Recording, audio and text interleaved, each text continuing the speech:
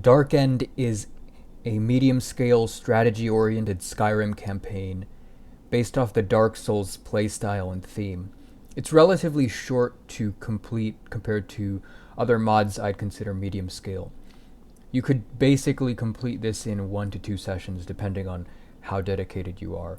So for example, something like Clockwork City is just about the same in terms of length. I think actually if you're fast enough, Darkend is a little bit shorter actually. In the mod is interesting because the author took the opportunity to add some custom-based set pieces, such as the castle towers. Additionally, there are various examples of composite architecture as seen in the Colosseum-like structures that use a rehashed version of the Snow Elf Palace set piece from Dawnguard. So we can use this as evidence to show that the author was willing to work and risk participating in elementary architecture design, by which I mean the construction of architecture from scratch as opposed to using vanilla set pieces that are already available to compose architecture. Secondly, the author clearly has some understanding of composition as a method of architecture design and creation engine, as they manipulate different set pieces to create visually unorthodox structures. That shows that they have innovated architecture on different levels. However, the amount of innovation done across regions is fairly sparse, and averaging that out with the untouched, commonplace, bare-bones corridors and structures tells us something about the amount of investment into innovation from a project-level scope. Furthermore, in the intermediate structures like hallways and platforms, little effort is made in presenting rich structure throughout with any technique. So for example, among those areas that are innovative, most of the hallways, most of the intermediate regions that are basically connect two major portions of the level are pretty typical and sometimes just bare bones and they don't have anything elaborate in them. The author also has some intuition when it comes to the relevance of structure, as there is attention paid to topical organization of layouts, demonstrated by the work done to create them in an organized way. The layout of the flooded Colosseum, for example, has a traversable collection of pathways connected together, encircling the center of the Colosseum. So essentially there's somewhat of a chaotic region where there's disorganization in which the author skillfully crafted a path around an ordered center, which makes the whole thing appear more orderly than it is. And so you kind of have this boundary in which there's a bunch of chaotic pieces put together that creates a pathway, and there's a focal center. That, if you look at that from bird's eye view, it's overall an organized layout. Another example is the maze-like path encountered prior to the final boss. There's complexity in having to figure out how to organize pathways in a way that maintains that complexity but enforces order. And the structures themselves are also crafted in a harmonious way. The creation of focal centers and the creation of their respective symmetric components are evidence for this, as seen in the introduction to the exterior Colosseum encountered from the snowy mountains. At the same time, there are some serious mistakes, such as the poorly crafted spiral staircase in the castle tower set pieces and the cramped and poorly structured layout of its interior. We'll cover more on that later. The visual atmospheres are clear and well conveyed, but they're not powerful. And what I mean by that is, for example, there are various grays and dull colors used to paint the visuals in most of the outside region, and that sort of conveys a sense of deadness. But that is not reinforced or complemented very much with something like contrast, visual figures, a sense of space, and so forth. All these subtle things that if used well together can convey a more powerful sense of atmosphere. All of those are subtle components that can make a difference between something that is understood and something that is felt. Compare the interior of the church in the introduction with the interior of the manor in Enderal, for instance. Both have a well-articulated visual atmosphere, but the tools used and the manner in which they were used in Enderal resulted in a more memorable emotional imagery versus something that was a little bit generic as a scene in the case of the Dark Church with bright windows for contrast in the case of Darkend. The best examples of visual immersion are places with lush visual features that make the player forget that they are playing a video game. In those cases, like when beholding the inside of the Colosseums, the player can be absorbed by the whole harmoniously crafted presentation of imagery that they pay no attention to the real world. Auditory immersion is curiously about the same. It's there and it's clear what is being conveyed, but it's also simplistic enough that its constancy leads to a sense of repetitiveness, which leads to a feeling of artificiality, which is the end of immersion. Once a player feels like an element of the sound environment is artificial, auditory immersion becomes less effective. So, for example, exploring the graveyard near the entry region,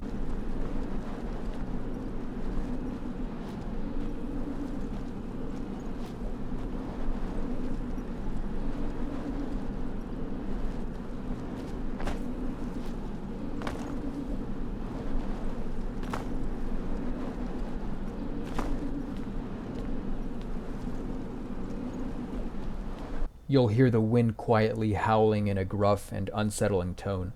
But you hear the same sound over and over, and it's so distinct that eventually you realize that a level designer put a sound marker there, and that's not actually the wind, it's just a looping wave file. And these kinds of things need to be paid attention to, and sound engineering in level design is sort of a study in and of its own right in that sense. And there are various other examples of this in large spaces in the campaign. Overall, the atmospheres range from detailed to lacking, but those that are detailed are a lot richer than those that are lacking or poorer. The highlight and the unique part of the campaign is the gameplay, which springs off the style of Dark Souls, both in terms of unique events like boss fights and typical gameplay.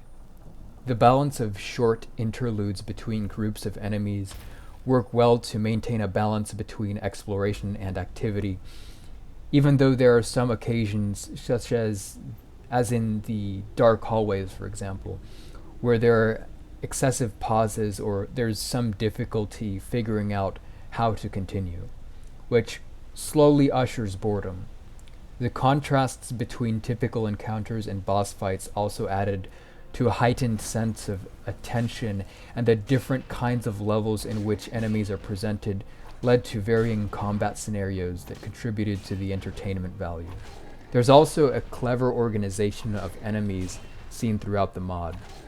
There are ranged enemies in high places and melee enemies on the ground, or a combination of fast and slow enemies in a packed area. Those are the cases that are relatively balanced, where the player was offered the chance to figure out how to best them. And that's the kind of creativity in combat scenarios that can be done within static environments. This is kind of evidence to show that you don't have to have a dynamic and very technically complicated environment to play with to make a fun combat scenario in Skyrim, and something that's also different from most other combat scenarios. The intensity is usually balanced with some extreme outliers pushing it towards excessiveness. The guards of the final boss could one-shot you if you rush through too fast, and there are some parts where an amalgam of high difficulty enemies lay within a space with little ability for additional reprisal on the part of the player. Those are few and far between, as the combination of high difficulty and small numbers is a rule that is generally enforced, and it is one that actually works almost universally. the fact that the author was willing to make these kinds of different fights, which, despite their being molded in the style of Dark Souls, are created within the context of Skyrim, is something that comparatively is novel relative to other Skyrim campaigns. In addition, the variation in geometry of which the levels were composed added to different kinds of encounters, which is something unique as far as Skyrim campaigns go. The flow is almost perfect as far as perfection can go in level design, in the sense that most interruptions of progression were due to combat, and the sub-game, if you will, which is the challenge of figuring out how to progress, was one in which the rules were clearly laid out. And the sub-game rule in this case was finding the key to the next zone. So it's just about exploration. Then you go to the next zone, kill off the enemies, fight the boss, and rinse repeat this kind of algorithm. That simple formula, despite its simplicity, can be very effective in creating something that has a balanced rate of progression for the typical player. There are actually various phenomena that play a role in this, which is why flux is so important. A game whose levels are not flowing enough will result in repetition or a low rate of freshness, by which I mean the rate at which new things are presented to the player. And one that is too fast will result in a player that finishes the level without ever fully absorbing much of the new content, which is a waste in content as far as time and material expenditure. And this is something that's almost intuitive, because, once you've seen, for example, a cathedral for the first time, the next time you see it, the reaction to the stimulus is far less intense, and then the third and fourth time you see it, and so on, you basically forget it's even there. There was supposedly when some Chinese soldiers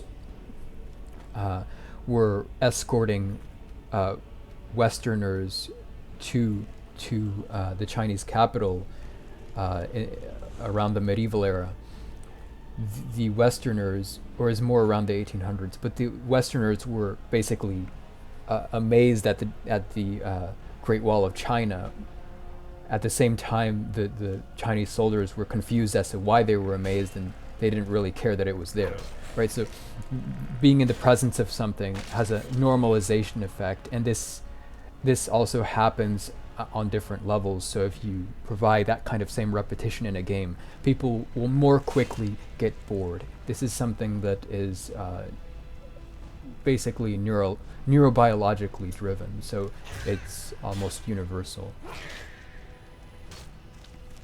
The worst thing you can do to a player is effectively force them to run around in circles in the same area for long enough a time that they become bored, at which point a lot of game elements die off, like immersion and entertainment. The player will probably be less invested in the game at a certain point and either quit or become increasingly irritated. When I say this, I don't mean every individual will make the same mistakes and end up in that position, but an optimal or approximately optimal game will provide players with an exploration or thinking challenge that the vast majority can solve within an ideal amount of time. And interestingly, there are a few tendencies humans have that allow for elements in level design to affect this. So for example, excessive clutter or an overabundance of visual elements on an interface can be a problem.